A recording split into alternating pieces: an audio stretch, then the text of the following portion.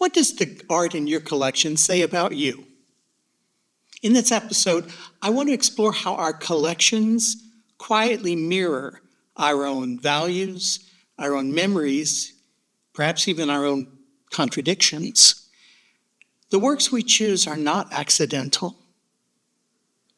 They reveal how we see the world, how sometimes they reflect even who we're becoming. Let's talk about art as a reflection, as a mirror, and let's hope we like what we see.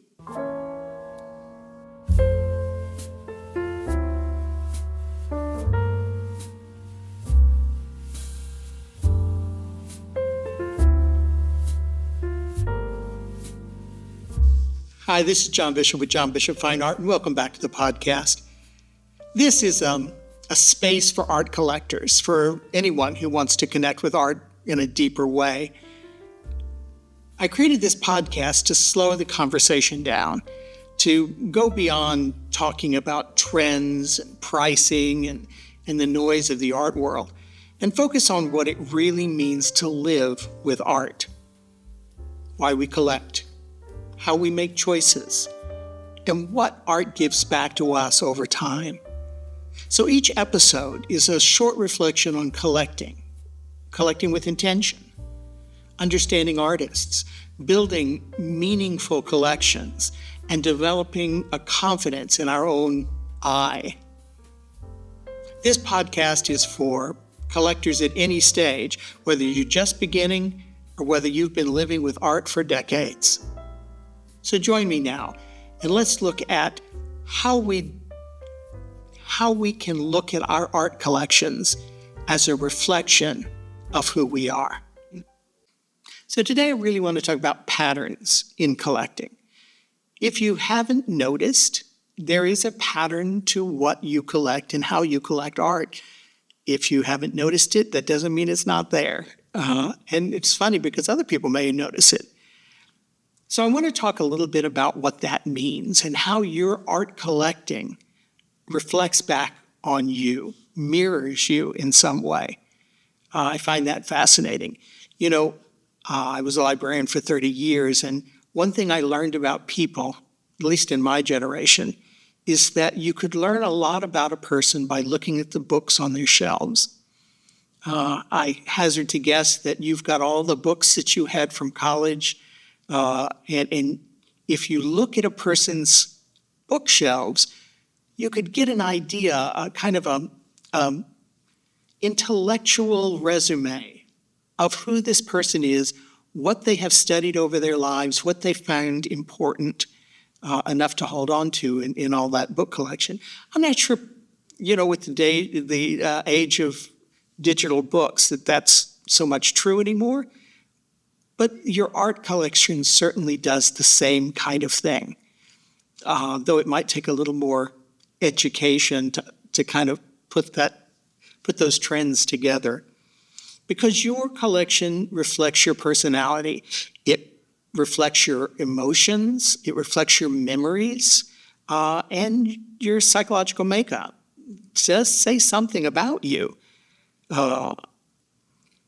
Last week, we talked about that moment when you purchase a piece of art is when it hits you. And you'll be walking with a friend or your spouse, and you'll say, hey, look at this one. And it's then that a piece of art has spoken to you. And what you do with that completely depends upon what your collection development goals are, or whether you're just shopping and enjoying it. It may not have struck you enough to where you think you need to own it. But you might want to spend more time with it. You might circle back to it and take another look at it. We had one collector who actually had dreams about a particular photograph that Bogdan had, and she asked if she could paint that photograph, which she did, and then she finally had to buy the photograph to go with the painting she did. And this said a lot about her. She really connected to this piece of art in such a degree that she needed to own it. That's magical. It doesn't happen every day. But generally when we buy a piece of art, we don't buy it like we buy other things. If I'm decorating my house and I want to buy a particular lamp, and I think, oh, this lamp is perfect. There are two of them. I don't care which of the two I buy. I just need a lamp that looks like that, or a cushion for my sofa that looks like this. I don't care about that particular piece, just as long as it does what I need it to do. We don't buy art that way. We don't, hopefully you're not buying art just because it matches your couch. I'm hoping that that's not your rule, but there's nothing wrong with matching your couch. But that's not the way we buy art. And I think that people, the real tell to me is that I have collectors who will say, I've collected all this work, all these pieces throughout my life, and my kids don't want it. I don't know what's going to happen to it when I go. And I wonder if maybe we're posing the question wrong. Maybe the question is not, do my kids like this art? But rather, do my kids understand why I collected this art? If you tell that story, you will mesmerize your children. I would love to know that I had something of Dad's that he treasured, and if I knew why he treasured it. So if you're looking at your art collection as a bunch of disparate things that are decorating your house, you need to come up with a better story and share that story. So my suggestion is, here's your homework. Go find a piece of art that you own. Start a file on it, probably a paper file, though you can do it digitally, but I always still fear what happens if the computer goes down.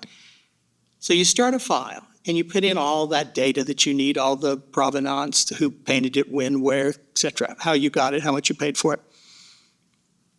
But then try and write a paragraph about how you felt when you bought it. If you can remember that, and you probably can. Any story you have around that art, jot that down and then put it away. And go back to that several days later and write how you feel about that piece now. Date it, whatever. And then put it away. And continue to do that with pieces in your collection. And as you go back and look at these with fresh eyes, hopefully you'll start to see your pattern. What is it? Is it because there was a particularly charged emotional thing? Is it memories you have with your spouse? Is it trips you took that were impressive? Was it during times of change in your life and you kind of felt the need to mark that by buying a piece of art? Is it a certain style? Is it something that is fanciful, that is escapist, that you can look at and escape the realities and the difficulties of your job and the struggles in life? There will be a pattern. And sometimes you need to step back a bit before you can see that pattern. But that pattern is probably a much more powerful story than the art itself. In the context of how you collect and why you collect. Just start with one piece and build from there. It's just a thought. That's your homework. But the important part to remember is that your collection is an expression of you, and that's why it feels so personal. And I'm not saying that you should use your collection to psychoanalyze yourself or for some sort of therapy. But remember that there's a story outside the art that is you, the collector.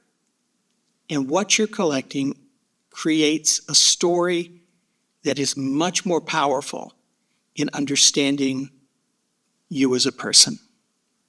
And I think that's why you collect anyway. You're collecting for some other need than just art. Before you move on with your day, I want to invite you to spend just a few quiet minutes with a particular favorite piece of art that you own or one that you love. without any distractions, just looking. And if something comes up, a thought, a memory, a question, hold on to that, because that's where art collecting truly lives. In this episode, I've tried to talk a little bit about what collecting art reflects back on you. If any of this resonated with you, please feel free to share it with somebody who feels the same way about art as you do. Remember that art is not a commodity. It's a conversation. This is John Bishop with John Bishop Fine Art. I'll see you next week. Bye now.